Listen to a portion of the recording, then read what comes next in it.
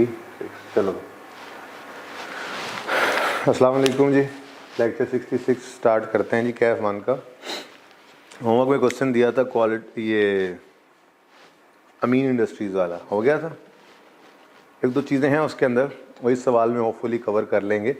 फिर भी अगर ना हुआ तो इंशाल्लाह फिर उसको कल की क्लास के अंदर कवर कर लेंगे। छोटा सा मसला आज की क्लास में ये है कि क्योंकि आज छुट्टी का दिन था तो रिकॉर्डिंग की स्लॉट जो मिली बड़ी मुश्किल से मिली, उसमें भी फिर कुछ एक बच्चे के ना आने की वजह से ज़रा लेट हो गया काम। तो अब मेरे पास तकरीबन ये कोई 40 मिनट्स का टाइम है अराउंड, जिसमें मैंने कोशिश करके ये क्वेश्चन करवाना है। प्लस माइनस 4-5 मिनट ऊपर नीचे हो सकते हैं। तो ज़्यादा क्वेश्चंस के आंसर करने की बजाय मैं ये क्वेश्चन कंप्लीट कराने पर ज़्यादा फोकस करूँगा। फिर इंशाल्लाह मंडे की क्लास की रिकॉर्डिंग के अंदर जो कमी बेशी भी होगी उसको पूरा कर लेंगे इंशाल्लाह, ठीक है। तो क्वेश्चन नंबर 11 आपकी किताबों में होगा, होपफुली। किताबों में नहीं है, सॉरी, ठीक है। किताबें बस पता नहीं आ गई किताब, पता चले आजकल के अंदर इंशाल्लाह होगी। छुट्टियाँ शायद हैं, इसके बाद आ जाए। तो बहरहाल एक क्वेश्चन है आपके सामने। Following are the extracts from income statement of quality enterprises for the year ended 31 December 15 and its financial position as at that date together with some additional information. 1 साल की इनकम स्टेटमेंट गिवन है, 2 साल की balance sheet given है। और यही मैंने आपको बताया हुआ है कि कैश फ्लो के सवालों में 1 साल की इनकम स्टेटमेंट होती है और 2 साल की बैलेंस शीट होती है, ठीक है जी। उसके बाद कुछ एक एडजस्टमेंट्स हैं, आसान सी एडजस्टमेंट्स हैं। और रिक्वायरमेंट है prepare statement of cash flows for quality enterprises for the year ended 31 दिसंबर 2015। तो ये मैंने थोड़ा सा फॉर्मेट बना लिया था जी, कैमरा वाले भाई साहब नहीं थे उस वक्त, तो ठीक है जी। सिर्फ यहाँ पे फॉर्मेट ही बनाया है, quality enterprises cash flow statement for the year ended, क्या लिखा हुआ है भाई, 31 दिसंबर 2015, ठीक हो गया जी। उसके बाद मैंने आपको कहा था कि इतना फॉर्मेट आपने फटाफट बना लिया करना है। पीबीटी से स्टार्ट करना है इसको, यानी कि नाम लिखना है, स्टेटमेंट ऑफ कैश फ्लोज लिखना है, फॉर द ईयर एंडेड लिखना है। ऑपरेटिंग एक्टिविटीज़ में पीबीटी स्टार्ट किया, पीबीटी से एडजस्टमेंट्स फॉर नॉन कैश 4-5 लाइनें खाली, adjustment for working capital changes 4-5 लाइनें खाली, 3 चीज़ें लेस, और यहाँ पे टोटल आ जाएगा ऑपरेटिंग एक्टिविटीज़ का कैश फ्लो। पॉजिटिव भी हो सकता है, नेगेटिव भी हो सकता है। इन्वेस्टिंग एक्टिविटीज़ 7-8 लाइनें छोड़कर उसका टोटल, फाइनेंसिंग एक्टिविटी 4-5 लाइनें छोड़कर उसका टोटल, इन तीनों का ग्रैंड टोटल A+B+C जब करेंगे तो नेट कैश फ्लोज, और उसमें हम ऐड करते होते हैं कैश एंड कैश इक्विवेलेंट का ओपनिंग, और ये हमारे पास वर्किंग 1 में मौजूद होता है। और जब इसको ऐड करते हैं तो हमारा जो आंसर आया करता है वो closing cash and cash equivalent के बराबर होता है, ठीक है जी। ओके, तो सवाल आपके सामने है जी। सवाल को पढ़ना शुरू करते हैं। पहले बैलेंस शीट को ले लेते हैं। बैलेंस शीट का सारा डाटा जहाँ जहाँ जिस चीज़ ने जाना है वहाँ वहाँ पहुँचा देते हैं, ठीक है। तरतीब से शुरू कर लेते हैं। कैपिटल अकाउंट अलग है, अनअप्रोप्रिएटेड प्रॉफिट मतलब इसका होता है रिटेन्ड अर्निंग्स। इसका दूसरा नाम क्या है जी, रिटेन्ड अर्निंग्स। एक्यूमुलेटेड प्रॉफिट्स भी इसको कहते हैं, अनअप्रोप्रिएटेड प्रॉफिट्स भी इसे कहते हैं, रिटेन्ड अर्निंग्स भी इसे कहते हैं। आ जाओ भैया, आ जाओ, ठीक है। तो ये दोनों अलग अलग हैं, तो हम भी दोनों को अलग अलग बना लेंगे आज, ठीक है। तो कैपिटल का अकाउंट,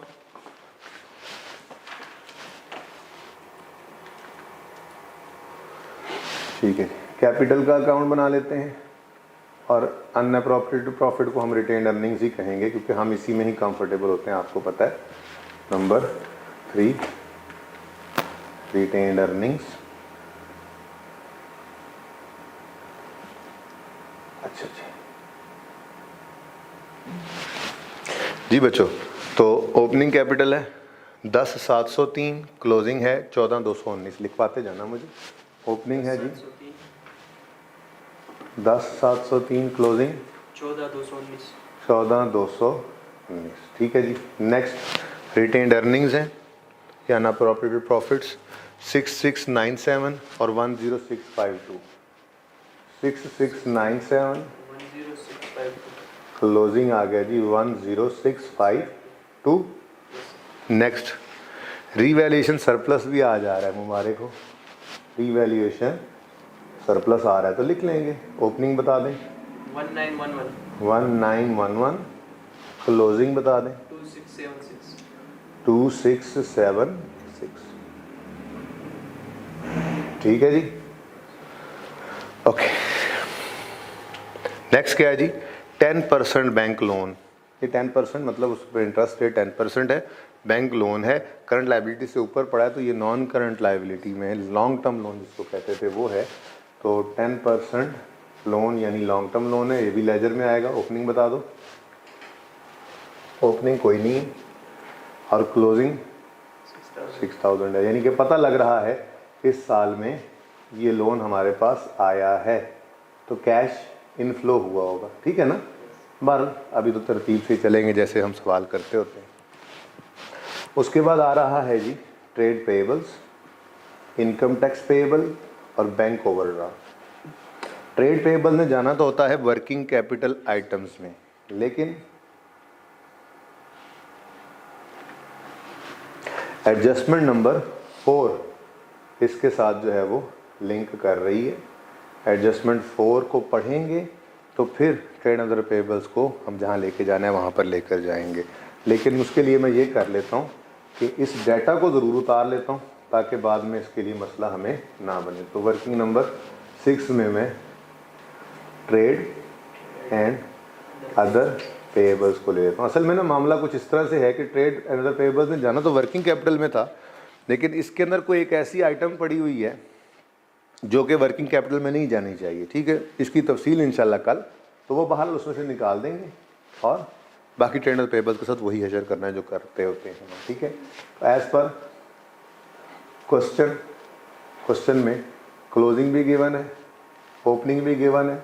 ये यहाँ पे लिख लेना ताकि सवाल की तरफ दोबारा हमें उस तरह से जाना ना पड़े। ठीक है, तो 4953 है, 333 है, 4953 ओपनिंग और 3337 क्लोज। ठीक हो गया जी। उसके बाद जी नई चीज़ आज आ गई हमारे पास, इनकम टैक्स पेएबल। जैसे सैलरी पेएबल, रेंट पेएबल, कोई भी अकाउंट होता है वैसे ही ये इनकम टैक्स पेएबल है। आपके उसूलों वाले सफ़े पे सबसे पहला उसूल मैंने लिखवाया था, ज़रा उस सफ़े को ओपन करें। मैंने उसूल ये लिखवाया था, बैलेंस शीट के हर आइटम का हम लेजर बनाएंगे सिवाय वर्किंग कैपिटल आइटम्स के और cash and cash equivalent items के। ठीक है जी, नीचे एक लाइन छुड़वाई थी मैंने, उस लाइन में आज आप लिखें लेकिन इंटरेस्ट पेएबल, लेकिन इंटरेस्ट पेएबल और टैक्स पेएबल का लेजर हम लाजमी बनाया करेंगे। ठीक है, एक आधी चीज़ और भी यहाँ पे आनी है, वो बाद में ऐड कर लेंगे, लेकिन इंटरेस्ट पेएबल और टैक्स पेएबल का लेजर हम लाजमी बनाया करेंगे।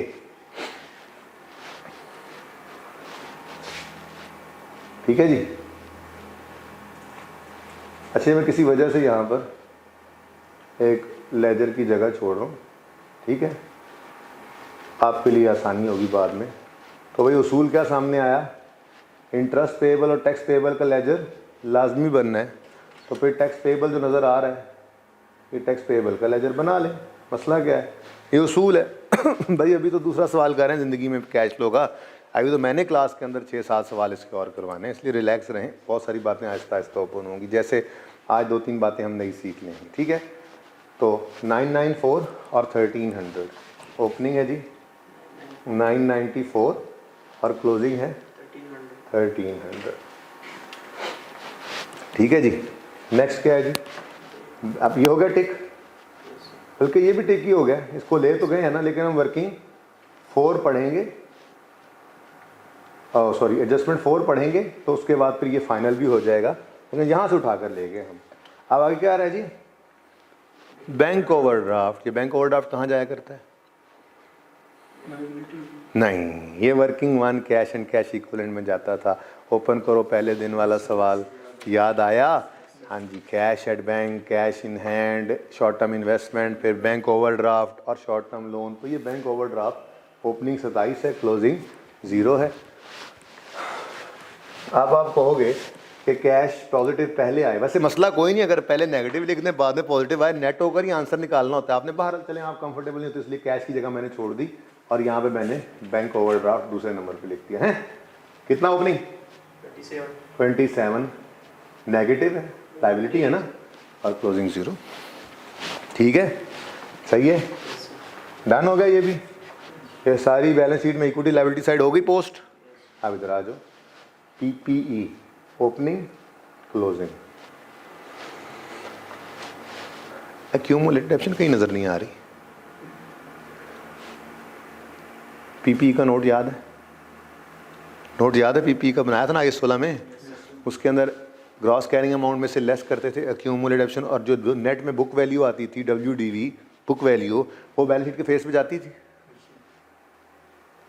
इसका मतलब ये हुआ कि हमारे पास बुक वैल्यू गिवन है, प्रॉपर्टी प्लांट इक्विपमेंट की बुक वैल्यू गिवन है। तो मैंने पहला सवाल जिस दिन कराया था ना, तो मैंने ज़बानी एक बात बोली थी कि अगर मुमकिन हो तो एसेट अकाउंट और एक्यूमुलेटेड डेप्शन अकाउंट अलग अलग बनाएंगे। ठीक है, जैसे हमने डाटा गिवन था, जुनेद जंजू वाले सवाल में हमने किया, अमीन इंडस्ट्री वाला सवाल दिया आपको, उसके अंदर मुमकिन था अलग से उसने एक्यूमुलेटेड डेप्शन अदर इन्फॉर्मेशन में दिया हुआ था। आज की क्लास में तो टाइम नहीं है, एक नेक्स्ट क्लास में मैं उसको भी डिस्कस करूँगा, जाहिर सी बात है। ठीक है, तो मुमकिन जहाँ था वहाँ पे हमने अलग किया, लेकिन यहाँ पे मुमकिन नहीं है। एडजस्टमेंट्स के अंदर भी उसने यहाँ पे फिक्स एसेट की मूवमेंट्स बताई हैं, एक्यूमुलेटेड डेप्शन नहीं बताई हुई। सवाल मैंने पढ़ा है ना, आपने तो नहीं पढ़ा, आप तो घर पे पहले पढ़ेंगे फिर शुरू करेंगे। ठीक है, फिर यहाँ पे कोई ड्राइंग्स की बात हो रही है, फिर ट्रेड डेटर्स की, ट्रेड क्रेडिटर्स की बात हो रही है, यानी कि सवाल के अंदर पीपीई बुक वैल्यू पर ही बन सकता था। तो कोई मसला नहीं है भाई, हमें भी कोई ऐसी मुसीबत नहीं पड़ी हुई। हम भी क्या करेंगे, वर्किंग नंबर 9 में प्रॉपर्टी प्लांट, भाई यहाँ चमक तो नहीं पड़ रही ना यहाँ पे बेटा? ठीक है, तो हम यहाँ पे प्रॉपर्टी प्लांट एंड इक्विपमेंट का लेजर बना लेते हैं और बना लेते हैं बुक वैल्यू पे, कोई मसला नहीं। ब्रॉड डाउन बता दो भाई, 11,845 और कैरी डाउन बता दें 19,628। ठीक हो गया भाई? थोड़ी सी और जगह बना लें क्योंकि डेप्रिसिएशन भी इसी में आएगी और कोई डिस्पोजल वगैरह आ गया तो फिर ऐसी मुसीबत पड़ी होगी। 19,628 बोला ना आपने? ठीक है, उसके बाद इन्वेस्टमेंट्स हैं। कौन सी इन्वेस्टमेंट्स लग रही हैं ये आपको? शॉर्ट टर्म ना? कैसे पता लगा? करंट एसेट से ऊपर पड़ रही है। ठीक है, और ये ना भाई इन दोनों का टोटल है। अच्छा, इसलिए इसको कहीं नहीं लेके जाना आपने। ठीक है, तो इन्वेस्टमेंट लॉन्ग टर्म है तो इनका लेजर ओपन कर लें नंबर 10 पर। लॉन्ग टर्म ओपनिंग बता दें 6498, क्लोजिंग बता दें 7645। ठीक हो गया जी, डन। Next inventories. लो भाई, इन्वेंट्रीज के साथ कोई एडजस्टमेंट नीचे से हिट नहीं कर रही, तो इन्वेंट्रीज को डायरेक्ट ले जाएं अब आप वर्किंग कैपिटल चेंजेस में। तो इन्वेंट्रीज बढ़ रही हैं, इन्वेंट्रीज बढ़ रही हैं। इन्वेंट्रीज एसेट हैं, इनका बढ़ना डेबिट होता है। ठीक है जी, तो दूसरा इम्पैक्ट कैश को क्या कर दो, क्रेडिट। कितने से बता दो फर्क? 1569 से ये माइनस। मैंने आज कैश क्रेडिट नहीं लिखा, लिखना चाहो तो लिख लो। नहीं सही है? सही है, ओके। उसके बाद भाई ट्रेड एंड अदर रिसीवेबल्स हैं, इनके साथ एडजस्टमेंट नंबर 3 गड़बड़ कर रही है।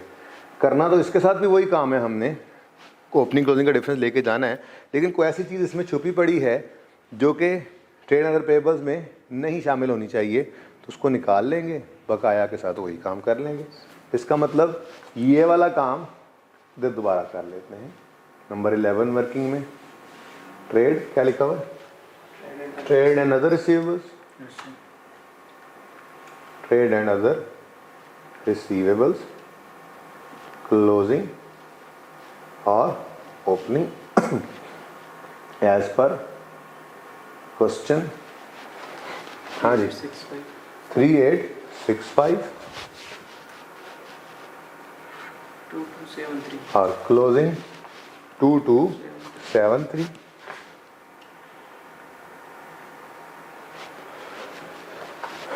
ये भी टिक हो गया जी, ठीक, तो ये भी हो गया। सॉरी, ये क्या है, कैश एंड बैंक। ओपनिंग 4 है और क्लोजिंग 3996 आ गया। ठीक है जी, यहाँ पे अब टोटल कर लेंगे इन दोनों का और जहाँ ज़रूरत पड़नी है वहाँ पे फिर ले जाएंगे इंशाल्लाह। ठीक है ना, जब ज़रूरत पड़ेगी। फिलहाल तो बस डाटा हमने सारे का सारा फेंक दिया। यहाँ तक कोई मसला है तो बताएं। मैंने जस्ट डाटा पोस्ट किया है, 2 एडजस्टमेंट्स हिट हो रही थी, इस वजह से डेटर्स और क्रेडिटर्स को मैं डायरेक्ट वर्किंग कैपिटल में नहीं ले गया, बाकी मैंने कुछ भी नहीं किया। यहाँ तक कोई मसला है तो बताएं।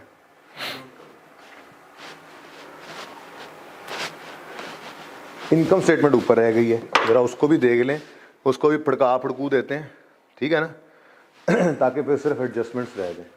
प्रॉफिट फ्रॉम ऑपरेशंस है, अदर इनकम है, इंटरेस्ट एक्सपेंस है, प्रॉफिट बिफोर टैक्स। हमें स्टार्टिंग पॉइंट मिल गया, इसको हम ले जाएंगे स्टार्ट में। टिक करो 7659, प्रॉफिट बिफोर टैक्स 7659। ठीक है जी, डन हो गया। ठीक, अब 2 चीज़ें हैं जी, 2 चीज़ें हैं। एक आ रहा है इंटरेस्ट एक्सपेंस, दूसरा आ रहा है टैक्स एक्सपेंस। आज से पहले सवाल जितने किए उनमें ना तो इंटरेस्ट एक्सपेंस आया था ना ही टैक्स एक्सपेंस आया था, इस वजह से मैंने रूल भी वो नहीं लिखवाया था। मैंने कहा चलो ज़रा वो सीख लेंगे, पहले कर रहे हैं, ठीक है ना। अब आज चूँकि सवाल के अंदर इंटरेस्ट एक्सपेंस और टैक्स एक्सपेंस आ रहा था तो मैंने रूल लिखवा दिया आपको, ठीक है। और अगली बात, मैंने आपको रूल क्या लिखवाया, इंटरेस्ट पेएबल और टैक्स पेएबल का लेजर लाजमी बनता है, ठीक है ना।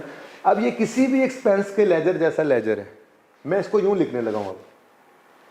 वो जो इंटरेस्ट पेएबल और टैक्स पेएबल लिखवाया ना, उसकी बजाय ना ज़्यादा बेहतर पता है क्या, उस रूल पे क्या लिख लो, हम इंटरेस्ट और टैक्स का लेजर लाजमी बनाएंगे, पेएबल लिखो ही ना।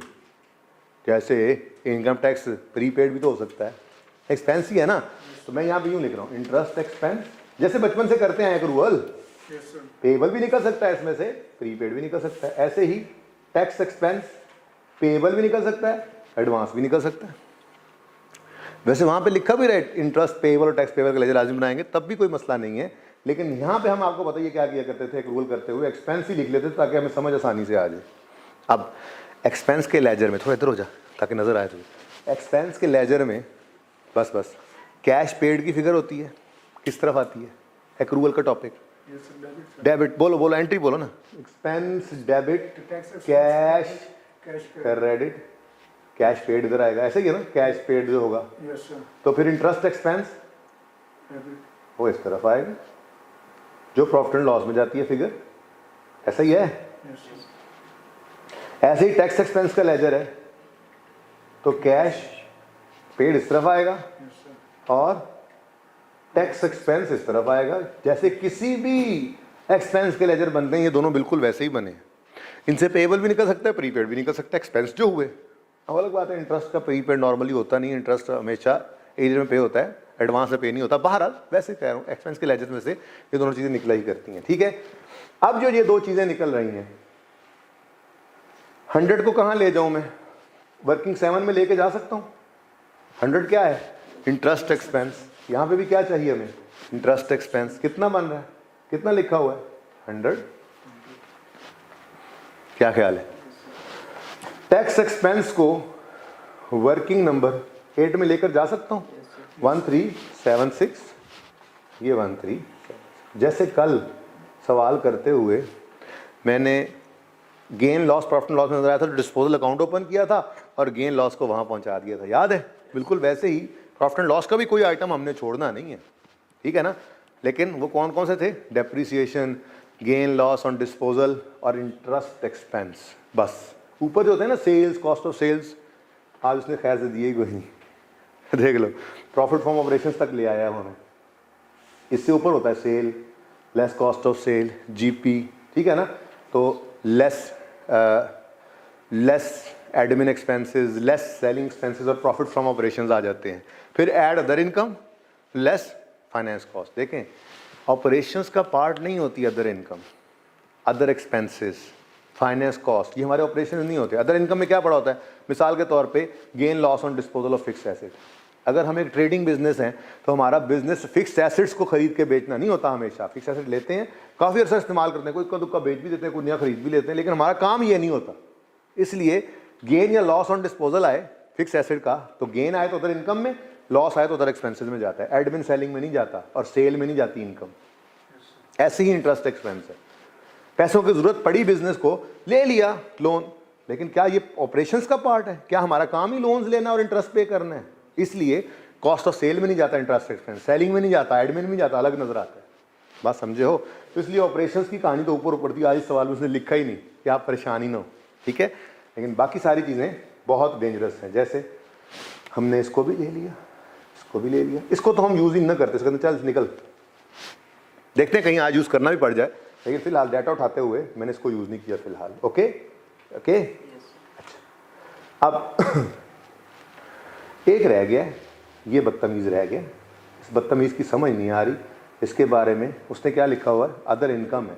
पता नहीं अब इस अदर इनकम के अंदर क्या कुछ पड़ा हुआ है, ये तो देखने वाली बात है ना, इस अदर इनकम में क्या कुछ है। ये तो सवाल ही हमें को गाइड करे तो करे, फिलहाल तो हमें कुछ समझ में नहीं आ रहा। ठीक हो गया? और भाई सही है, तो ये 1357 को भी देख लेते हैं। फिलहाल मैंने इस 6283 को इग्नोर किया है और 1357 की मुझे समझ नहीं आ रही, बाकी तीनों चीज़ें जहाँ पहुँचानी थी पहुँचा दी। अच्छा एक बात और कर ही देता हूँ मैं, रिटेन्ड अर्निंग्स का जो लेजर है इसमें क्या आता है? जो ओपनिंग प्रॉफिट्स आते हैं, बोलो। फिर डिविडेंड आता है, क्लोजिंग भी आती है रिटेन्ड अर्निंग्स। यहाँ पे जो प्रॉफिट आता है, मेरा सवाल वो आफ्टर टैक्स होता है या बिफोर टैक्स होता है? नेवर, ये हमेशा पैट आफ्टर टैक्स। सबसे आखिरी वाला प्रॉफिट यहाँ से निकलेगा और रिटेन्ड अर्निंग्स में जाएगा, ठीक है। लेकिन कैश फ्लो का स्टार्टिंग पॉइंट ये प्रॉफिट नहीं होता, कैश फ्लो का starting point profit before tax होता है। तो ये बात जिंदगी भर अब याद रखना, बल्कि अपने पास उसूलों वाले सफ़े पे लिख लो, ऐसे स्टार लगा लो ना, लिखो अपने पास। और भाई ये सिचुएशन कब आएगी? जब टैक्स होगा, पीबीटी अलग होगा, पैट अलग होगा, तभी सिचुएशन आएगी ना, वरना पिछले 2 सवालों में तो ये मसला ही नहीं हुआ, ठीक है ना। तो अपने उसूलों वाले सफ़े पे लिखो, कैश फ्लो का स्टार्टिंग पॉइंट पीबीटी होता है। 7 ने कहा ऐसे करने के लिए, ठीक है ना। अच्छा, कैश फ्लो का स्टार्टिंग पॉइंट पीबीटी होता है, जबकि रीटेड अर्निंग में हमेशा पैट आता है। अब आज के सवाल में इधर स्टार लगा होगा और पीबीटी पे स्टार, इधर देखो इधर स्टार लगा हुआ है पैट पे, कैश फ्लो के अंदर पीबीटी पे स्टार लगा हुआ है, और ये 2 स्टार्स जो लगे हुए हैं इस सफ़े के टॉप पे आपने लिख लिया होगा, जो मैं उसूल लिखवा रहा हूँ कि कैश फ्लो का स्टार्टिंग पॉइंट हमेशा पीबीटी होगा, ये आईएएस 7 ने कहा है, ठीक है ना। और रिटेन्ड अर्निंग्स के लेजर में हमेशा पैट जाएगा। रिटेन्ड अर्निंग्स हो या कैपिटल का लेजर बन रहा हो तो उसमें भी प्रॉफिट्स ही जाते हैं ना, मतलब प्रॉफिट आफ्टर टैक्स ही जाएगा, ठीक है। और ठीक है, याद रखना ये बात। तो चलो फिर इसको बेचारे को क्या क्रॉस लगाना, इसने भी जहाँ जाना है वहाँ इसको भेज ही देते हैं। 6283 6283। अब सिर्फ और सिर्फ 1357 की इनकम रह गई है, बाकी तो सब कुछ ही मैंने देखो टिक कर दिया। इसका भी मुझे पता नहीं है, अदर इन्फॉर्मेशन में जाकर देखते हैं कि इसमें क्या कुछ पड़ा हुआ है। तो 1357 अभी मैं नहीं एडजस्ट कर सका। इसमें अगर कोई गेन वगैरह पड़ा हुआ, यही गेन हुआ या कोई गेन वगैरह पड़ा हुआ फिर फिक्स एसेट का, तो पता ही आपको क्या करना है, हमने उसको रिवर्स करना है एडजस्टमेंट फॉर नॉन कैश में और कैश पेड को ले लेना है। बहरहाल फिलहाल तो इसका पता नहीं चलता। तो 1357 के अलावा सारा सवाल हमारा पोस्ट हो चुका है, अब हमारी सिर्फ बाकी हैं एडजस्टमेंट्स।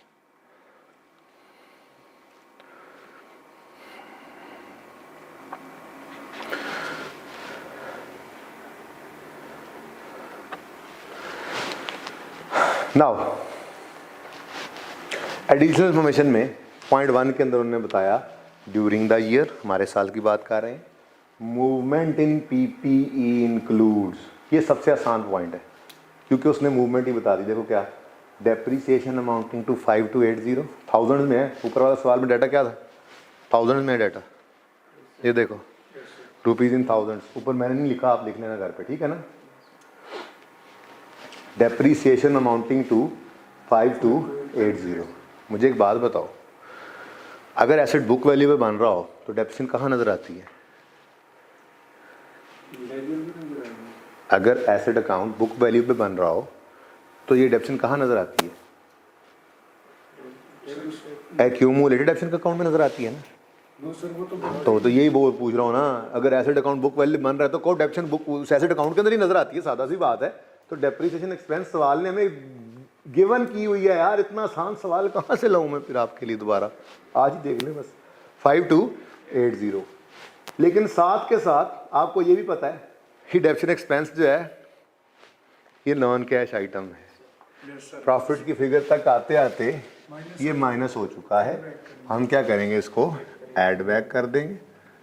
डेप्रिसिएशन एक्सपेंस मुफ्त के नंबर है 5280, ठीक हो गया जी। चलो लो, इतने मजे का पॉइंट था। हाई कहता है machinery having carrying amount of 2481 was sold for 3440। अगर एसेट अकाउंट बुक वैल्यू पे बन रहा हो तो एसेट अकाउंट में से डिस्पोजल की कॉस्ट निकलेगी ना, बुक वैल्यू। तो फिर बुक वैल्यू तो गिवन ही है। मशीनरी जिसकी बुक वैल्यू है 2481 वो बिकी है 3440, गेन है भाई, गेन है, बताऊं आपको, ठीक है। सो डिस्पोजल का अकाउंट बना देते हैं जी फिर। नंबर 12 वर्किंग डिस्पोजल का अकाउंट, डिस्पोजल ऑफ पीपीई है, मशीन है, ठीक है। हाँ जी, सुकून से सब कुछ रेडी है। बुक वैल्यू 2481 है, एसेट अकाउंट में से 2481 क्रेडिट होगा, डिस्पोजल अकाउंट में वो 2481 डेबिट हो जाएगा। ऐसे ही होगा, पीपीई से बुक वैल्यू आई है इसलिए एक्यूमुलेटेड एक्शन की तो कोई ज़रूरत ही नहीं रहती, ठीक है, ठीक है।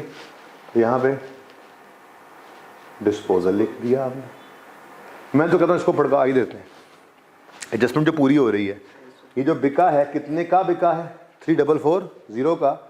एक्यूमुलेटेड एक्शन तो कोई नहीं ना आनी यहाँ पे, क्योंकि बुक वैल्यू पे एसेट अकाउंट बना और बुक वैल्यू गिवन है हमें। तो कैश आ गया, कैश का आना, cash debit, disposal account credit 3440 से। तो भाई 24 वाली चीज़ 34 की बिके तो गेन ही आता है। Balancing figure 959। अब भाई गेन को उल्टा दो और कैश को ले लो इन्वेस्टिंग एक्टिविटीज़ में। तो प्रॉफिट की फिगर तक आते आते ये ऐड हो चुका है, तो क्या कर देंगे हम, लेस कर देंगे gain on disposal of property plant equipment. कौन सी वर्किंग में निकला है, 11 12 में कितना, 959, ठीक हो गया जी।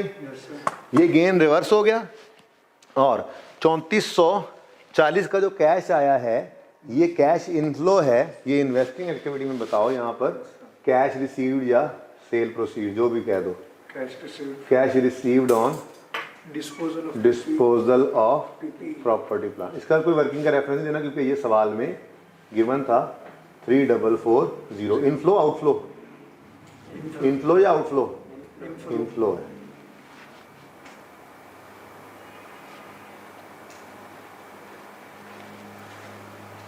तो 3440 पॉजिटिव, ठीक हो गया जी।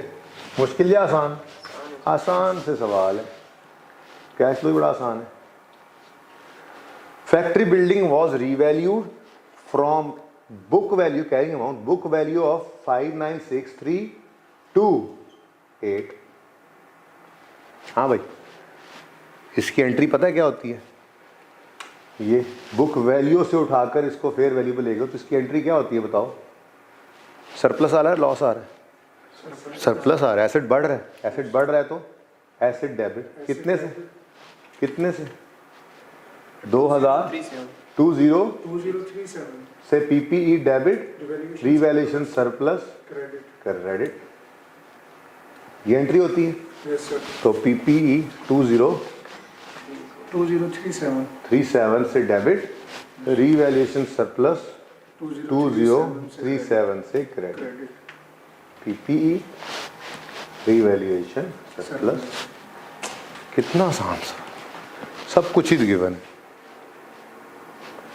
Last thing is an office building which had previously been revalued was sold at its carrying amount of 2599।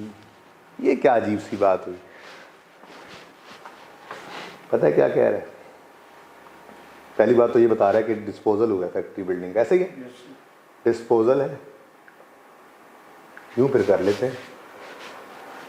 ये क्या थी? मशीन थी, machinery having carrying disposal of, ये मशीनरी था ना, यस सर। तो ये डिस्पोजल हो गया ऑफ बिल्डिंग। वो कह रहा है an office building which had previously been revalued was sold at its carrying amount of 2599, जो उसकी कैरिंग अमाउंट थी उतने की ही बेच दी। पहली बात तो ये पता लग गई कि डिस्पोजल हो रहा है जो बिल्डिंग का, वो कितना है, कितनी है उसकी वैल्यू? 2599, यही है ना बुक वैल्यू? Yes sir. 2599। ठीक है, कैरिंग वैल्यू 2599, क्रेडिट हुआ, डेबिट हो गया डिस्पोजल अकाउंट 2599। यहाँ पे आपने लिख दिया PPE से ये बुक वैल्यू आई है, ठीक है, और ये डिस्पोजल बुक वैल्यू जा रही है। डिस्पोजल में तो बुक वैल्यूज जा रही है क्योंकि एसेट अकाउंट किस पे बन रहा है? बुक वैल्यू पे बन रहा है, ठीक है। अच्छा, अब एक्यूमुलेटर का तो सवाल ही पैदा नहीं होता था, लेकिन वो क्या कह रहा है कि it has been sold at its book value. क्या मतलब?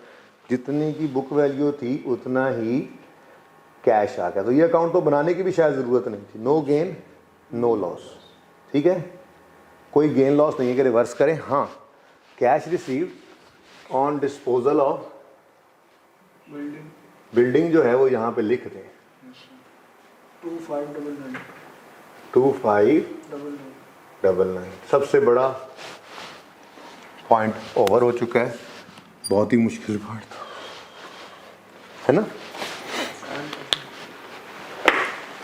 कोई नहीं, मुश्किल सवाल भी ढूंढेंगे अभी।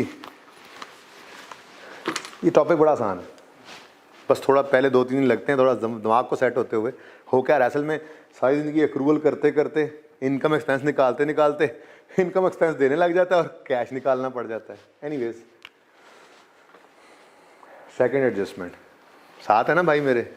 बस ये सवाल मैंने पूरा करना है, मैं कोशिश करूँगा कि मैं ये ज़्यादा एक्स्ट्रा टाइम न लगाऊँ। मेरी फजूल बात अब कोई नहीं करनी इस तरह की, जैसे अभी भी owner of QE withdrew 300 per month, 1000 तो है नहीं ना, 1000 में सवाल कर रहे हैं। The amounts were debited to unappropriated profit, मतलब रिटेन्ड अर्निंग्स। और यार जिसको डिविडेंड लिखा हुआ है वो ड्राइंग्स कह रहा है फिलहाल, सोल प्रॉपर्टी टाइप चल रहा है। अभी आगे बड़े होकर सवाल कंपनी वाले आने लग जाएंगे, लेकिन ये 300 ड्राइंग्स हैं तो 300 से एंट्री कर दूं, ठीक है ना।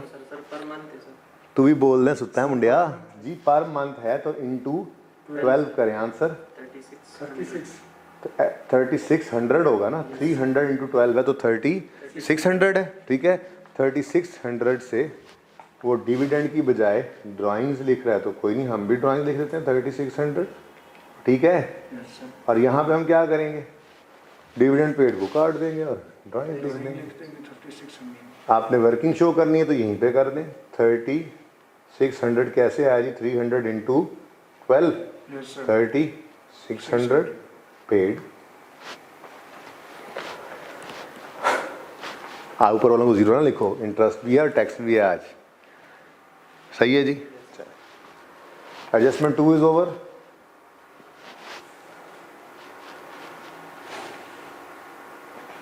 Adjustment 3,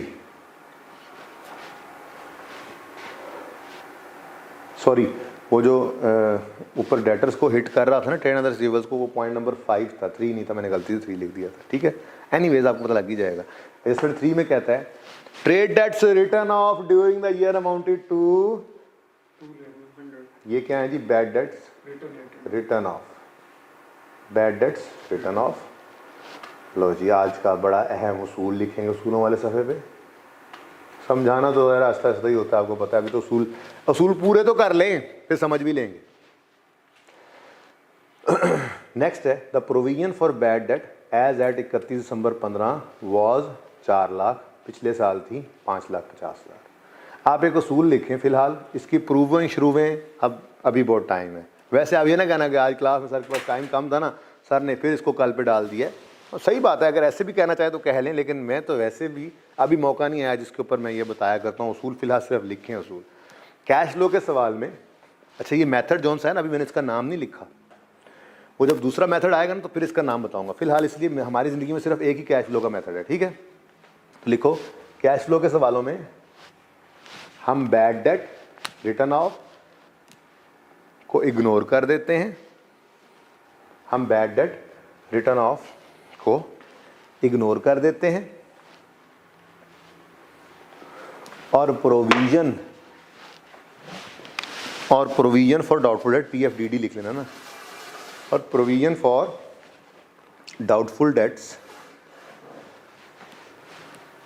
PFDD, Yes, sir. Provision for doubtful debt से डेटर्स को नेट करके, प्रोविजन फॉर डाउटफुल डेट से डेटर्स को नेट करके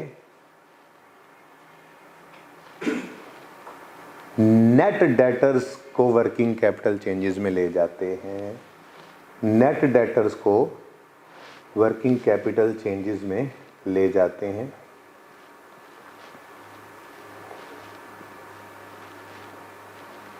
ये क्या उसूल लिखवाया मैंने, ज़रा फिर मैं बोलता हूँ। कैश फ्लो के सवालों में जो मेथड हम कर रहे हैं फिलहाल, इसकी बात ही चल रही है ना। दूसरा मेथड आएगा तो फिर नाम भी लिख लेंगे यहाँ पे, ठीक है ना। कैश फ्लो के सवालों में हम बैड डेट रिटर्न ऑफ को इग्नोर कर देते हैं सिरे से, ठीक है ना, इग्नोर कर देते हैं। और प्रोविजन फॉर डाउटफुल डेट से डेटर्स को नेट करते हैं और नेट डेटर्स को वर्किंग कैपिटल चेंजेस में लेकर जाते हैं, ठीक है। इसका मतलब ये हुआ कि ये वाला पहला जो पॉइंट था ये तो गया, इसको तो हमने इग्नोर करना है। अब रहेगी प्रोविजन, के प्रोविजन से डेटर्स को नेट करना है। उससे पहले मेरी छोटी सी डिस्कशन सुने ज़रा। हमारे सामने बैलेंस शीट पड़ी थी, उसमें प्रॉपर्टी प्लांट इक्विपमेंट 150 पे नज़र आ रहा था और अदर इन्फॉर्मेशन में एक पॉइंट लिखा हुआ था कि एक्यूमुलेटेड डेप्रिसिएशन बैलेंस, यूँ कर लें ये 2015 है तो ये 2014 है, ठीक है। यहाँ लिखा था accumulated depreciation balance is 30 and 25 for 2015 and 2014 respectively. इसको देखकर आपको क्या लगता है?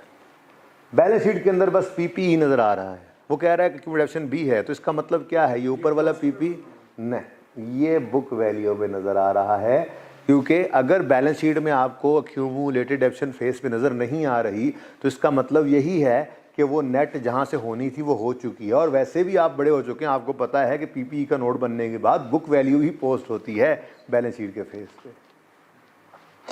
ऐसे ही चलते चलते आपके पास करंट एसेट्स आए और करंट एसेट्स में आपके डेटर्स लिखे हुए पड़े नज़र आ रहे हैं आपको 30 रुपये और 25 रुपये। आपको सवाल के अंदर इन्फॉर्मेशन ने बताया provision for doubtful debt balance is ₹5 and 3 for 2015 and 2014 respectively. लेकिन बैलेंस शीट के अंदर आपने छान पटक की, आपको कहीं पे प्रोविजन का कोई लफ्ज़, प्रोविजन डाउटफुल डेट का लफ्ज़ नज़र नहीं आया। सवाल कह रहा है प्रोविजन है, बैलेंस शीट के फेस पे डेटर्स नज़र आ रहे हैं, तो मतलब ये ग्रॉस होंगे या इनमें से प्रोविजन लेस हो चुकी होगी? अब ग्रॉस होते तो प्रोविजन बैलेंस शीट में नज़र आती ना, नहीं नज़र आ रही तो इसका मतलब ये ऑलरेडी क्या हो चुके हैं? नेट हो चुके हैं, ठीक है। ये बात सारी जहन में रखते हुए आ जाइए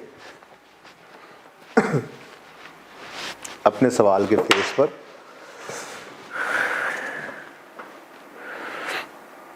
ये देखिए पीपीई में, पीपीई के साथ कुछ नहीं लिखा हुआ कॉस्ट है या बुक वैल्यू है, लेकिन पूरे सवाल में कहीं एक्यूमुलेटेड डिडक्शन नज़र यहीं माइनस नज़र आ जाती या उस तरफ नज़र आ जाती, कुछ भी नज़र आ जाता तो हम कहते कि ये फिर कॉस्ट पे पड़ा। नहीं था तो हमने क्या कहा, बुक वैल्यू है।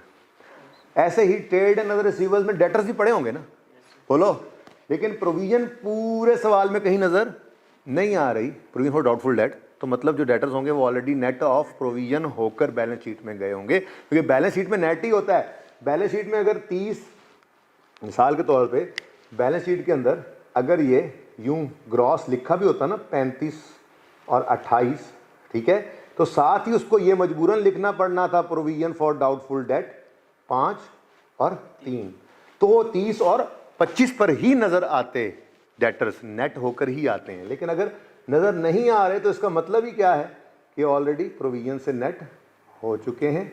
और पता नहीं क्या मैंने लिखा था, 30 लिखा था यहाँ और यहाँ 28 लिखा था कि 25 लिखा था, 25, 35 और 28 था, पक्की बात है। अच्छा जो भी था मुझे इससे क्या, ठीक है, और सही है ना। चलो, तो इसका मतलब जो हमारा पॉइंट नंबर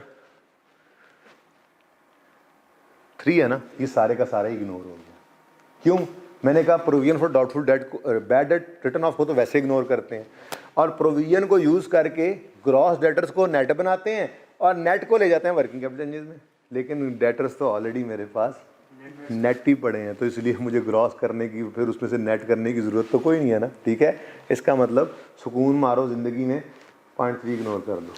ये दूसरे मेथड में जाके ये पॉइंट यूज़ हुआ करेगा, लेकिन इस मेथड के अंदर हम इस तरह से काम चला लिया करेंगे। बैड रिटर्न ऑफ को हमेशा इग्नोर करना है, और प्रोविजन फॉर डाउटफुल डेट अगर पड़ी है और डेटर्स ग्रॉस पे पड़े हैं तो उन्हें नेट पे लाओ। ये 2 या 3 दिन बाद प्रूफ करूंगा कि ग्रॉस पे रख कर प्रोविजन अलग से हमें ट्रीट करनी पड़ती है, उससे बचत करने के लिए नेट करके एक ही काम कर दिया जाता है। बहरहाल प्रूफ करेंगे इसको आने वाले दिनों में, ठीक है जी। Point 3 is over. पॉइंट 4 पढ़ें। पॉइंट 3 तक कोई मसला है तो बताएं। अब ये नई चीज़ है थोड़ी सी, लेकिन इसमें एक्रूवल प्रीपेमेंट का, एक्रूवल प्रीपेमेंट का टॉपिक है इन दोनों एडजस्टमेंट्स में। एक्रूवल्स आते हैं ना, इंट्रो पढ़ के एग्जाम्प्ट वाले तो नहीं हूँ, ठीक है। फिर हमने रिवाइज भी किया है एक्रूवल को, ऐसी बात नहीं है, ठीक है। Interest on bank loan is payable on 30 June every साल।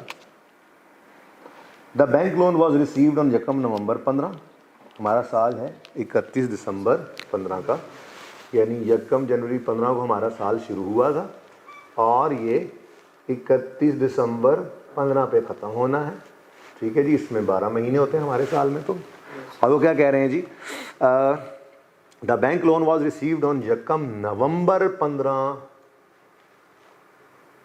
ये अक्टूबर, ये नवंबर, ये दिसंबर, इस दिन लोन आया है। और लोन कितना है ये देखो ना, स्टार्ट में पढ़ा भी नहीं था। अब मैं वो बैलेंस शीट ओपन कर देता हूँ यार, देख लो, इधर से देख लो जी। ओपनिंग डेट पे कोई नहीं पड़ा था, 0, तो ये आ गया है, तो इसका मतलब ये 6000 का लोन जो आया है ये इस दिन आया, ठीक है जी, 6000, ठीक हो गया। नेक्स्ट, इस पे इंटरेस्ट रेट वैसे कितना है, 10%, ठीक हो गया जी। चलो अच्छा जी, अब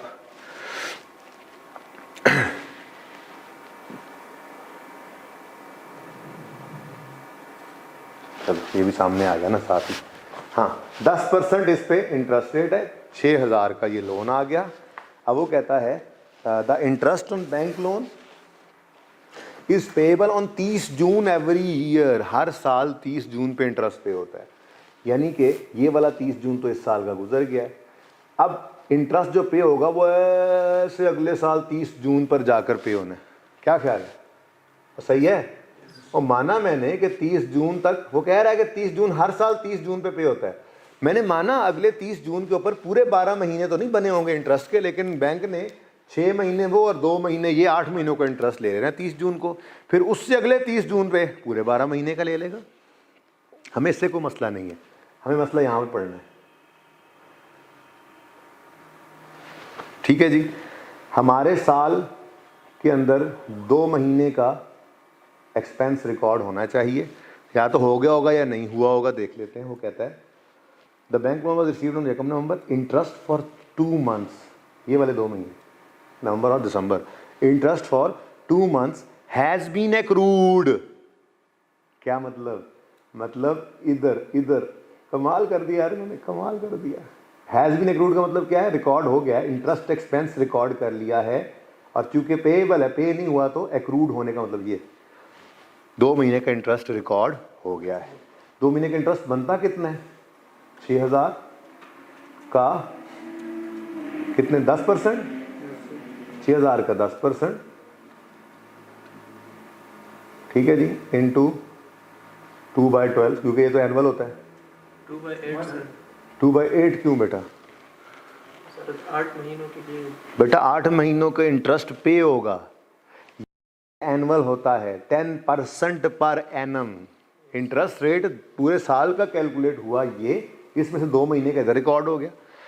30 जून पे जाके इंटरेस्ट एक्सपेंस 10% के हिसाब से कैलकुलेट होगा, लेकिन उस वक्त जाके हम 8/12 करके कहेंगे ये बैंक को ये पकड़ो, तो ठीक है जी। 100 पूरा यस सर। पक्की बात है।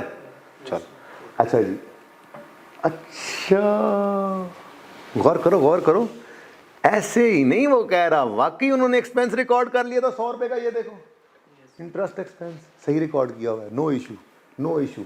मसला फिर क्या है, हमसे क्या तकलीफ है तुम्हें? वो कहता है मोहतरमियों मुकरमी अजीज़म दोस्तम, मसला ये है that interest for 2 months has been accrued and included in trade and other payables। ओए ये है मसला असल में। मैं थोड़ी देर पहले आपको एक बात कर रहा था कि बिजनेस की ये नॉर्मल एक्टिविटी नहीं होती, हम वहाँ पे ऑपरेटिंग कैश फ्लोज की बात कर रहे हैं, जो ऑपरेशंस के कैश फ्लोज हैं। क्या ये लोन लेना, उस पर इंटरेस्ट पे करना, ये हमारे ऑपरेशंस हैं। तो अगर वर्किंग कैपिटल चेंजेस के अंदर इसको पड़ा रहने दिया तो वो तो उस फिगर को ख़राब कर देगा, तो उसको अलग कर लेना है, ट्रीट करेंगे उसके हिसाब से ही। लेकिन फ़िलहाल तो ये पता लगा कि इसमें ट्रेड एंड अदर पेएबल्स में इंटरेस्ट पेएबल शामिल है, तो कर लो बार, लेस कर दो इंटरेस्ट पेएबल। क्या जी? इंटरेस्ट पेएबल, जो साल के शुरू में 0 था पेएबल, लोन ही नहीं था, और साल के एंड पे कितना पेएबल हो गया होगा, क्योंकि इंटरेस्ट एक्सपेंस की एंट्री यही की है, 100 से पेएबल आ गया। ठीक हो गया जी। यानी इधर देखो ब्रॉड डाउन कुछ भी नहीं था, और इधर देखो कैरी डाउन कितना है 100, क्यों कि कैश पेड 0 है। कैश पेड क्या है? क्योंकि ये तो अगले साल जाके पे होना है। देखो इंटरेस्ट पेएबल का लेजर भी बन गया, ठीक है। अब बिल्कुल उसी तरह से जैसे डिस्पोजल का अकाउंट बना है ना, इसमें हम क्या करते हैं, कैश को इन्वेस्टिंग एक्टिविटी में ले जाते हैं, ठीक है, और गेन लॉस को रिवर्स कर देते हैं। ऐसे ही इंटरेस्ट और इंटरेस्ट के लेजर के अंदर क्या करेंगे, कैश पेड को इधर ले आएंगे और इंटरेस्ट एक्सपेंस को रिवर्स कर देंगे, क्योंकि हम कहते हैं interest expense is non cash expense. तो कैश तो नहीं ना पे हुआ, असल बताओ इंटरेस्ट में पेमेंट कितनी हुई है, ठीक है, सही है। अब जब हम इधर से देखते हैं, इस लेजर को कंप्लीट कर दिया मैंने, तो 100 रुपये का एक्सपेंस, ये हम यहाँ पे आके कह रहे हैं भाई साहब सॉरी टू से, लेकिन ये जो प्रॉफिट की फिगर तक आते आते आपने 100 रुपये का एक्सपेंस लेस किया है ना, इसको आप ऐड बैक कर लें काइंडली, क्योंकि ये एक्सपेंस की फिगर है, पेड की फिगर नहीं है। हमने कहा अच्छा ठीक है यार कर लेते हैं, 100 ऐड बैक कर लिया। और आप ये बताएं कि आपने जितना इंटरेस्ट पे किया है वो कितना है, वो आप यहाँ से निकाल लें। हमने कहा यार हमने तो वर्किंग नंबर 7 करके भी देखी है, बैलेंसिंग 0 आया था, यानी कि कैश कोई पे 7 ना, बोलो यस सर 7। कैश पे नहीं हुआ। ये आने वाले सालों की तैयारी है। आने वाले सालों में पता क्या होगा, एक्सपेंस मिसाल के तौर पे 100 है ना, तो 10 रुपये पे हो जाएंगे, 90 रुपये पेएबल होंगे, तो 100 को ऊपर रिवर्स कर देंगे, 10 को पेड में लेंगे, कैश पेड में, ठीक है। लेकिन अगले सवालों की तैयारी है। चलें ये लेजर भी इत्तेफाक से पूरा ही हो गया साथ के साथ ही, लेकिन साथ में ये देखो अब ये भी सही हो गया। अब ये बाकी सारे ऑपरेशंस का पार्ट ही है, तो 4953 तो पहले ही सही पड़ा था, ये कितना हो गया 32 37। अब इधर देखो, अब ये वही काम हो गया, ट्रेडर पे बस वही क्रेडिटर्स ओपनिंग से क्लोजिंग तक जाते हुए क्या हो रहे हैं, कम। क्या हो रहे हैं, कम। ट्रेड एंड अदर पेबल्स नाम लिखो, trade and other payables. Working का रेफरेंस दो जहाँ पे सही किया इनको, वर्किंग नंबर 6 में। अब बाकी काम वही है। ये देखो 49 से 32 पे आए तो कम हो गए। लाइबिलिटी है, ट्रेड अदर पेबल्स लाइबिलिटी है। कम होना मतलब लाइबिलिटी कम हो तो डेबिट या क्रेडिट? लाइबिलिटी कम हो तो डेबिट। Very good, debit. और कैश दूसरा इम्पैक्ट कैश को क्रेडिट कर दो। कितने से? 1716। 1716। ठीक हो गया जी। Yes sir. कैसा रहा फिर? ये सबसे टेक्निकल एडजस्टमेंट है जो कैश एंड कैश इसमें वर्किंग कैपिटल आइटम को चेंजेस में लेकर जाने के लिए की जा सकती है। ठीक हो गया, done. Adjustment 4 is also over. Adjustment 5 रह गई है, और एडजस्टमेंट 5 में ना फर्क सिर्फ इतना सा है कि ये इनकम है, इन्वेस्टमेंट इनकम है। पैसे वेले पड़े हुए थे, कोई इन्वेस्ट करके इन्वेस्टमेंट इनकम कमा ली। अब वो ट्रेड एंड अदर रिसीवर्स में बाकी शामिल पड़ी है। हमने कहा ना ना ना ना ना ना, ये ऑपरेशंस का पार्ट नहीं है। वेले पैसे पड़े थे, ऐसे ही इन्वेस्ट कर दिए। 110% सेम ट्रीटमेंट है।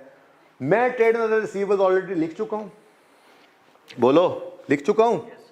यहाँ पे आपको कह रहा है अदर इनकम में पड़ी है इन्वेस्टमेंट इनकम ऑफ 398। अच्छा जी ठीक है, पड़ी है। तो as at 31 December trade other receivers included investment income receivable amounted to इतने, पिछले साल इतना। अब असल में तो मुझे यहाँ पे वो लेजर बनाना था, मैं भूल गया, माजरत के साथ बनाना भूल गया मैं वो। तो कोशिश करके यहाँ ही ना फिट कर लें। ये तो बन ही गया जी। Number 13 investment income. जैसे इंटरेस्ट एक्सपेंस था ना, वैसे ही इन्वेस्टमेंट इनकम का लेजर है। वो वहाँ पेएबल होता है, यहाँ पे रिसीवेबल होगा। ठीक है, तो मैं आपको ना सिर्फ 1 मिनट देता हूँ, टाइम कम है, कोशिश करें ये एडजस्टमेंट करने की। इस लेजर को बनाएं। ये इनकम हो गई है, इसमें इनकम आएगी और कैश रिसीव्ड आएगा, और जो क्लोजिंग ओपनिंग होंगे वो इसमें से एडजस्ट करके एडजस्टेड फिगर ने उधर जाना है। ज़रा ट्राई तो करें। बस 5 मिनट की क्लास अब रह गई है जी, इंशाल्लाह। 5 मिनट, 5-7 मिनट और चलेगा काम। बस ये सवाल पूरा हो जाए।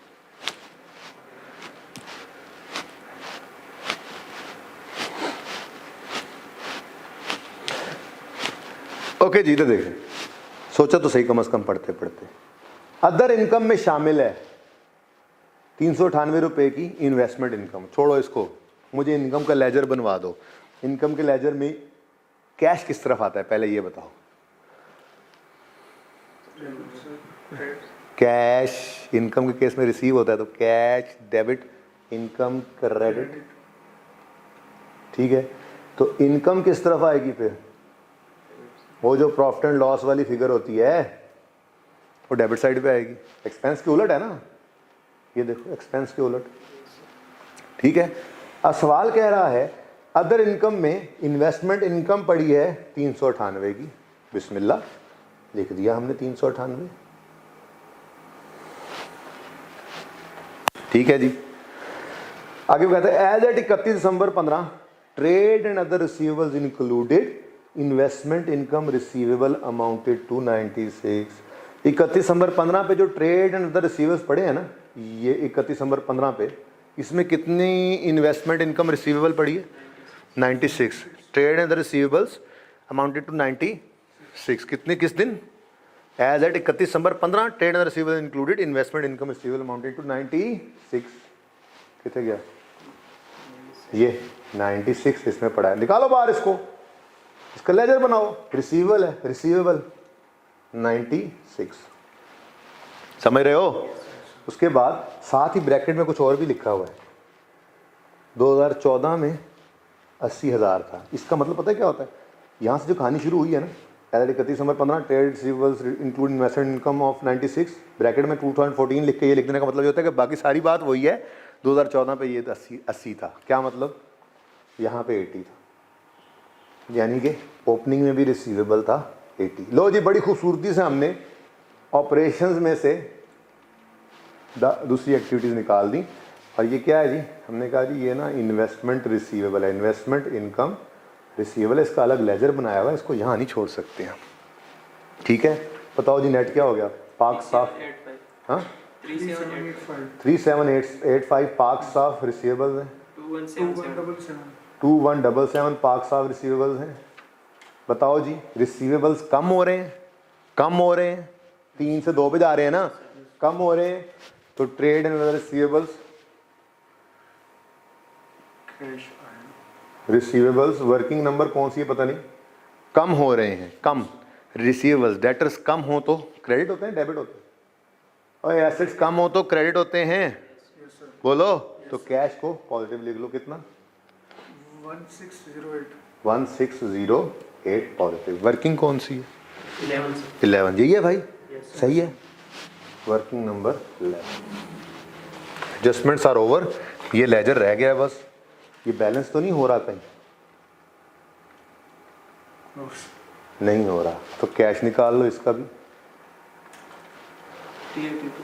382। हाँ भाई, थोड़ा सवाल तेज है, रिलैक्स रहें, घर पे इसको 2 बार करें, कल छुट्टी है, यशी करें, मैं सवाल नहीं दूंगा, अमीन वाले को दोबारा करें, इसको करें, जुनेद जंजुआ को करें, प्रैक्टिस सेट को करें, ये 4 सवाल ये आपके होमवर्क है, ठीक है। अच्छा, 382 कैश रिसीव हुआ है, इन्वेस्टमेंट कैश रिसीव हुआ है, और ये 398 इनकम है। मैंने कहा नहीं यार, इनकम को नहीं ना, मसला ये है कि हम इनकम को नहीं छोड़ सकते यहाँ पे, ठीक है। थोड़ा नीचे ले आए, ऐसे किसी वजह से कह रहा हूँ, इंटरेस्ट एक्सपेंस।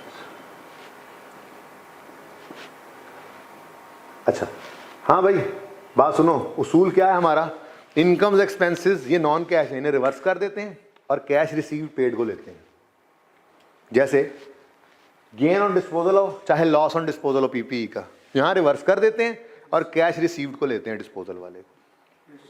इंटरेस्ट एक्सपेंस आया, एड बैक कर दिया, इंटरेस्ट पेड को ले रहे हैं। ऐसे ही इन्वेस्टमेंट इनकम को रिवर्स कर देंगे, investment income cash received for investment income को हम कंसिडर करेंगे, ठीक है। तो 398 की जो इनकम है प्रॉफिट की फिगर तक आते आते ये क्या हो चुकी होगी, ऐड, तो क्या कर देंगे हम इसको, लेस इन्वेस्टमेंट इनकम। सवाल में गिवन थी कितनी, 398, ठीक हो गया जी ठीक है, Yes, sir. Okay. And next Cash. Cash, इस इधर लिख लो, cash received 382. From Investment. Investment income, ठीक है ना। Yes, sir. कितना, 382. ये किस वर्किंग में निकाला है आपने, 30. 13 में। ये किस वर्किंग में निकाला था आपने, सवाल में गिवन था, ये सवाल में गिवन थे मेरे ख्याल से। चलो ठीक हो गया जी, अब सवाल हो गया ख़त्म, ठीक है। अब सिर्फ बैलेंसेस करते जाएं, ख़त्म कहानी। कैपिटल का लेजर, अच्छा इसको टोटल कर ले, -23 आ जाएगा ये, Yes, sir. और ये 3996 आ जाएगा। आगे बढ़ो, इस लेजर के अंदर किस तरफ बैलेंस की फिगर आ रही है, Credit side. ओह क्रेडिट साइड पे। अगर प्रॉफिट्स अलग पड़े हैं तो प्रॉफिट तो इसमें आने से रहे, तो फिर घर से ओनर पैसे लाए होंगे, कितने पैसे आ रहे हैं, 35.6. 3516 कैश डेबिट कैपिटल क्रेडिट वाला, हाँ यही है भाई। Yes, sir. Yes. ये क्या है जी, फ्रेश कैपिटल इन्वेस्टेड या इंजेक्टेड, जो भी कहें, वर्किंग नंबर 2 3516 इनफ्लो, ठीक है। ये खत्म कहानी। रिटेन्ड अर्निंग्स को जरा बैलेंस करें,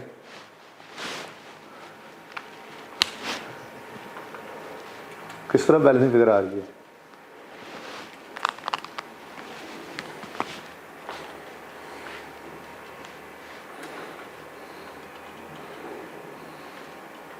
थोड़ा इधर हो जाना, थोड़ा इधर हो जा जी। 1272. 1272 इस तरफ आ रहा है, Yes, sir. Yes. पता नहीं ये क्या भला है।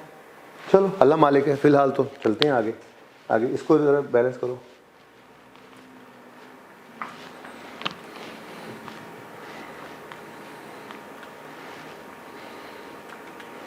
One two six 1 2 6 1. Debit side. देख लो,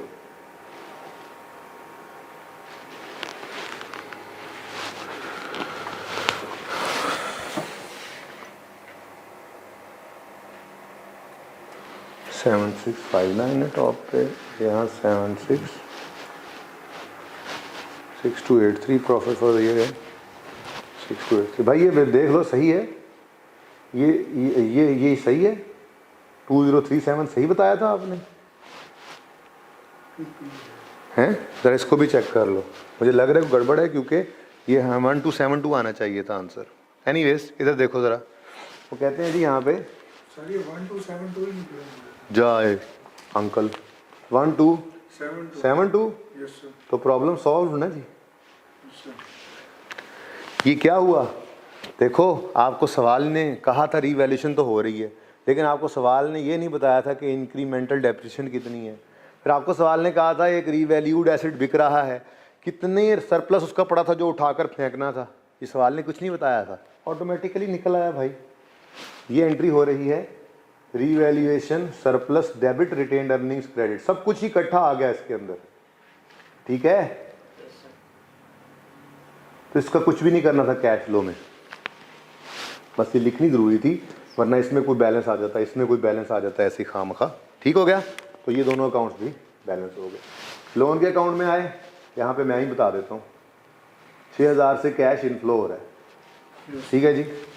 तो लोन रिसीव्ड वर्किंग नंबर 5। वैसे तो ज़बानी भी निकल ही आता है वाला, चलो ये भी कैश इनफ्लो है, ठीक है, सही है। Yes sir. आगे बढ़े, ये हो गई है वर्किंग, इससे जो करना था हमने कर लिया, ये हो गई है वर्किंग, जो करना था कर चुके। टैक्स एक्सपेंस को भी चेक कर लो, इसका कैश पेड कितना निकल रहा है, इस तरफ पहले तैयारी की हुई थी मैंने, कैश पेड लिख दिया था 994 1376 माइनस 1300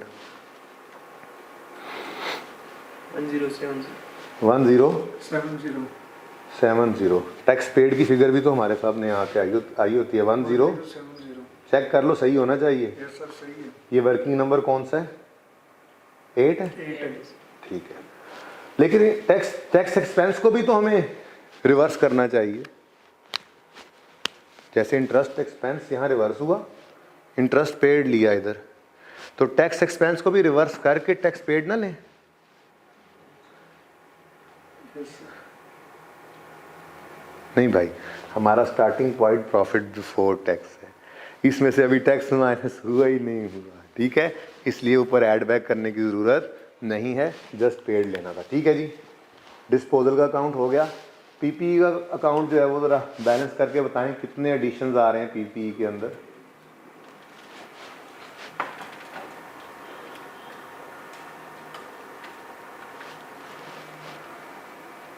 हो गया, 2 लेजर रह गए हैं बस। आई ओ यू समथिंग, ओके, आपने हमें से बहुत एक्स्ट्रा फेवर किया जी। 3522 3522। इधर हो नहीं सकता, इतना कुछ इधर पड़ा हुआ है, थोड़ा ऊपर ले आता हूँ इसको, 19628 ये नहीं देगा हैं, ये नहीं लिखा था जी। 3522। ये 3522 कंफर्म करो, मैं लिख दूँ जाके एडिशन में, तुम कंफर्म करो तब तक। ये क्या है जी, cash paid for addition in PPE, working number कौन सा है ये, 93522 पेड कैश आउटपुट, ठीक है, सही है, 3522 ही है। चेक कर जल्दी से, तुम तब तक ये बताओ।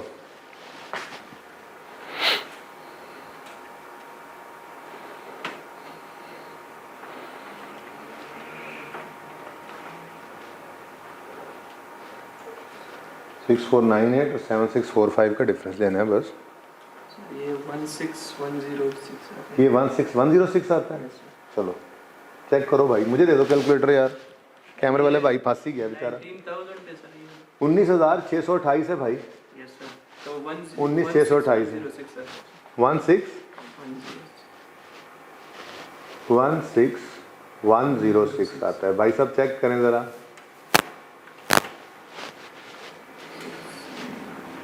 मैं कैलकुलेटर उठा लेता हूँ, मैं खुद उठा लेता हूँ, मैं क्या कैमरा वाले भाई फंस गया साढ़े नाल बेचारा।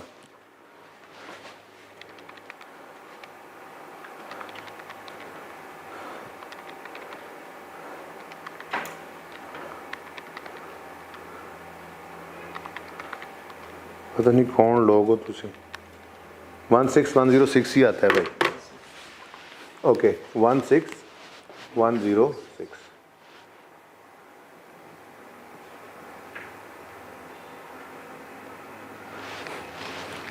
ठीक है, उसके बाद ये रह गया लॉन्ग टर्म इन्वेस्टमेंट। इसमें कितना एडिशन? 11 और सेम उन्हें चेक कर ले सही तरह। 1147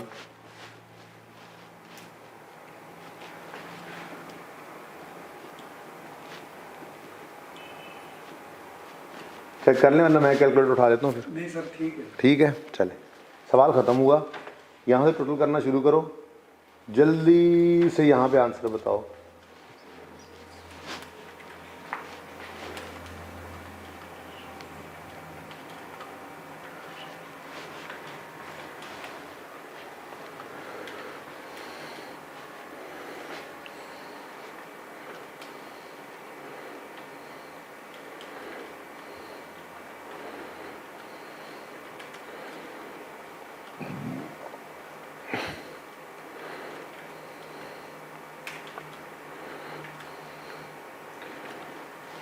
फाइव डबल थ्री फाइव 533 ठीक है सर। नेगेटिव। पॉजिटिव बोला। देख लो, पॉजिटिव सर। 5335 पॉजिटिव। अच्छा ये तो नेगेटिव होगा। 16,000 पड़ा हुआ बीच में, लग रहा है अब सही कर गए। दोनों ने सही, दोनों ने 5335 निकाला। चलो मिली भगत ना कर देना।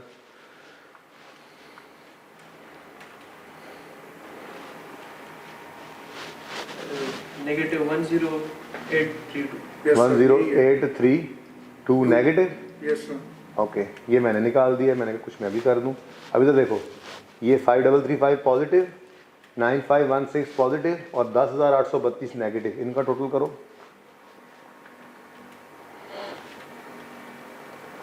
4019। ये तो देखो भाई 4019 आंसर आया। इसमें 23 नेगेटिव ऐड करो। Opening cash and cash equivalent answer बताओ। 3996। 3996। Yes sir. नहीं देखना, घर आके हाथ उठाना है। ठीक है सही होगा। ठीक है, ये वाला सवाल करें, जुनेद जंजुआ वाला दोबारा करें, अमीन इंडस्ट्रीज दोबारा करें, प्रैक्टिस सेट करें। कोई नया होमवर्क नहीं है, ज़िंदगी रही तो। कल मिलेंगे। अल्लाह हाफ़िज़। अस्सलाम।